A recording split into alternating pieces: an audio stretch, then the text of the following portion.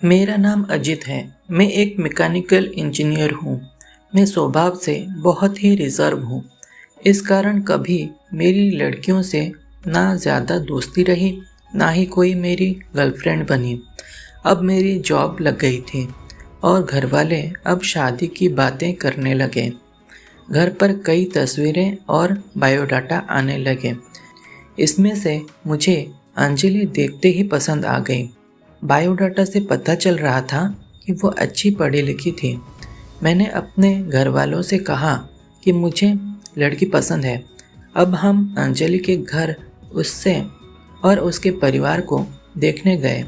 फिर जब अंजलि चाय लेकर आई तो वो मुझे उसकी तस्वीर से भी ज़्यादा सुंदर लगी। खुले बाल और हल्के नीले रंग की साड़ी में वो बहुत ही सुंदर लग रही थी। फिर घर वालों ने हमें एक कमरे में बातें करने भेजा। कमरे में वो चुप थी। उसके चेहरे पर इतनी खुशी नहीं थी। मेरा दिल धड़क रहा था। मुझे लगा कि उसे मैं पसंद नहीं हूँ। फिर मैंने ही बात शुरू करते हुए कहा कि आप क्या करती हैं? उसने मेरी तरफ घूर कर देखा और कहा कि आपने बायोडाटा देखा नहीं तो मंगाया क्यों था? उसकी बातें सुनकर मुझे लगा कि वो मुझ में कोई इंटरेस्ट नहीं दिखा रही है। फिर मैंने उसे डायरेक्टली पूछ लिया कि आपको मैं पसंद नहीं हूँ। वो बोली, मेरे पसंद की बात नहीं है। आप खुद मुझे नापसंद कर देंगे, मुझे पता है। उसने कहा, अभी मैं आपको ऐसा कुछ दिखाने वाली हूँ कि आप वो देखते ही आप शादी के लिए मना कर देंगे। आपसे पहले 2 लड़कों को दिखाया, उन्होंने भी देखते ही मना कर दिया। यह कहकर उसने अपने खुले बाल जो पीछे थे उनको आगे किया। इतने में ही कमरे के बाहर से आवाज़ आ गई और उसकी माँ कमरे में आ गई। शायद उन्हें भी पता था कि वो हर लड़के के साथ ऐसी ही बातें करती है और कुछ बताती है।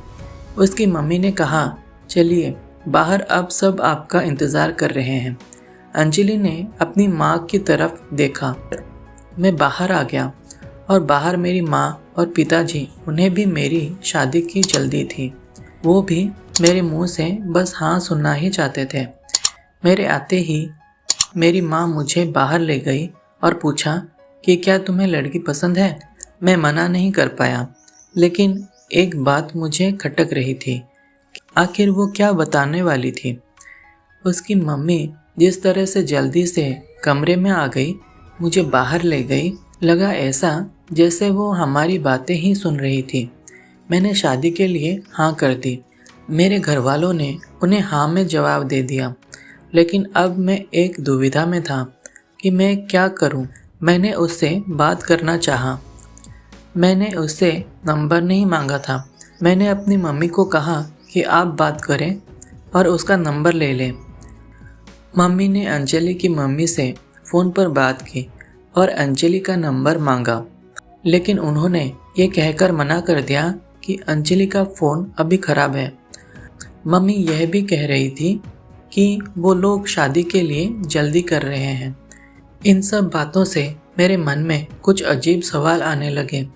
एक शाम जब मैं ऑफिस में था तब मुझे एक अननोन नंबर से कॉल आता है। फ़ोन रिसीव किया तो अंजलि थी। वो बोली कि मम्मी ने मेरा फ़ोन ले लिया है। मैं कुछ बहाना करके अपने फ्रेंड के रूम पर आई हूँ। उसके नंबर से फ़ोन कर रही हूँ।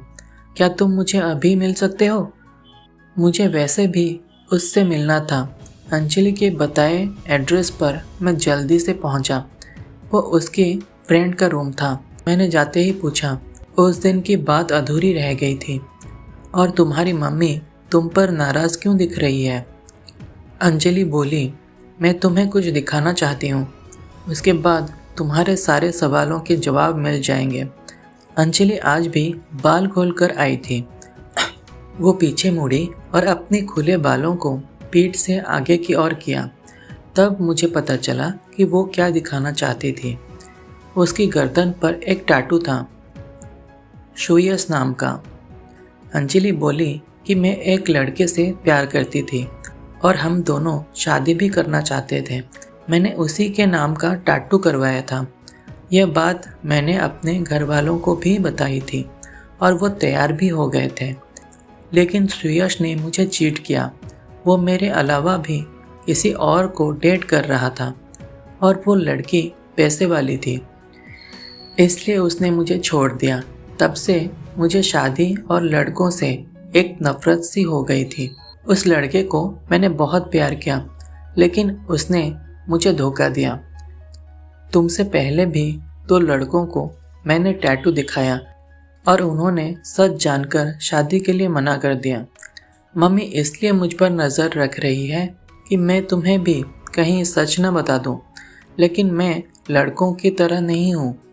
मैं नई ज़िंदगी की शुरुआत सच के साथ करना चाहती हूँ।